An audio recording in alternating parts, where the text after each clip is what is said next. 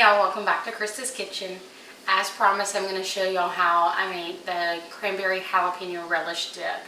I saw this on She's in Her Apron, and I figured we'd give it a try, and we've loved it ever since.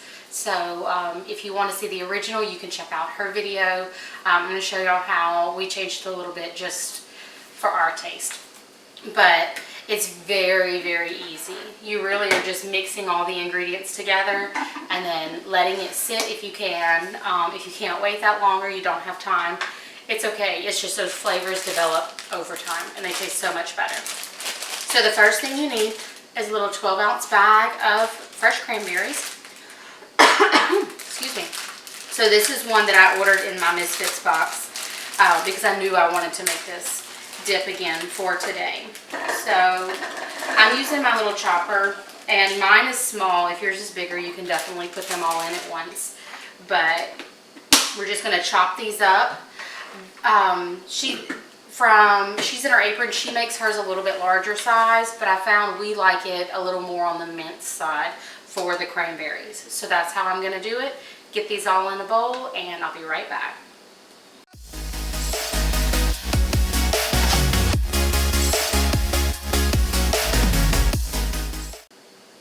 Okay, y'all, so I did leave a little bit of cranberries in the bottom just because these next ingredients, they don't have a lot of bulk to them, and I still want those blades to pick it up and really chop things around.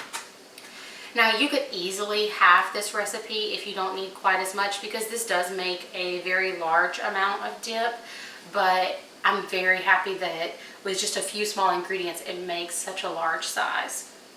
So, I like to add 2 peppers to mine. It's not really a spicy dip, but the flavor from the jalapenos, I feel like really helps elevate this and make it different. So I am using 2 large jalapenos that I've just sliced and de-seeded. I'm going to give these a little bit of a rough chop before I throw them in. That way they just blend up even better. But this dip is different than anything I've really ever had before until I saw it on her channel.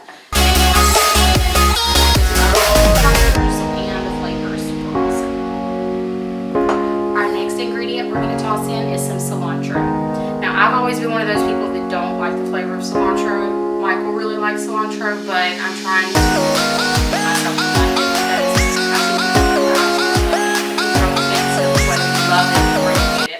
And in this recipe, it works really well. I don't feel like this recipe would work without it. So I'm just going to tear off a little bit of it. You need about 1/4 cup.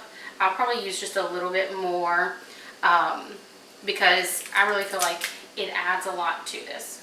And you see, like I said, very simple. I'm just tossing everything in this blender and it's going to do the work for me. You could easily chop this up yourself and add a little bit more work for yourself if you like for the work, but I like for ease, and this is already messed up. Now, if we didn't have to chop the cranberries and stuff, I'd probably just chop it by hand. So we're going to blend it up just a little bit as well.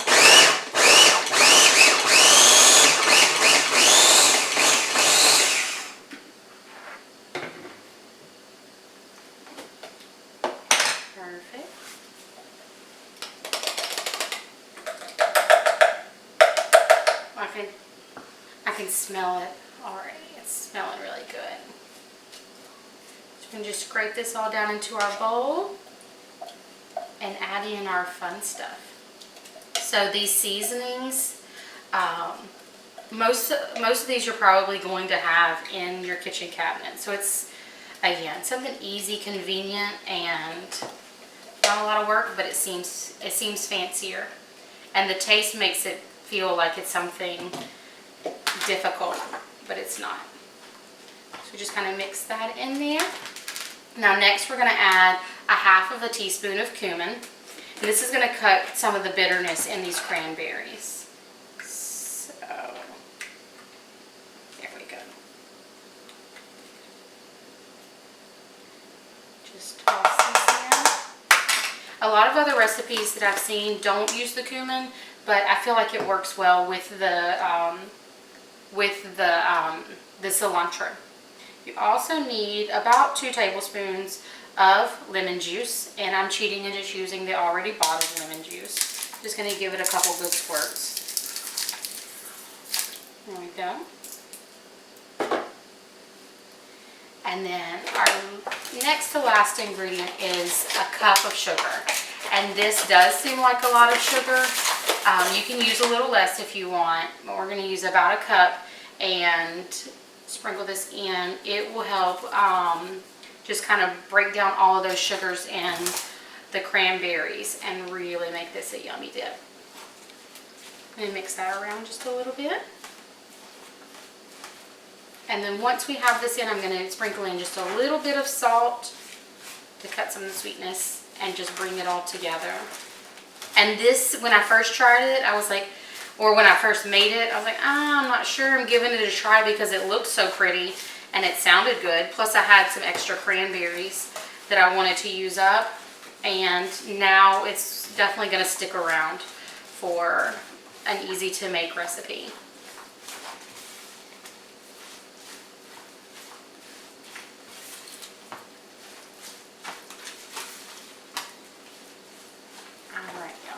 So I'm going to add just a little bit of salt, maybe about a half of a teaspoon.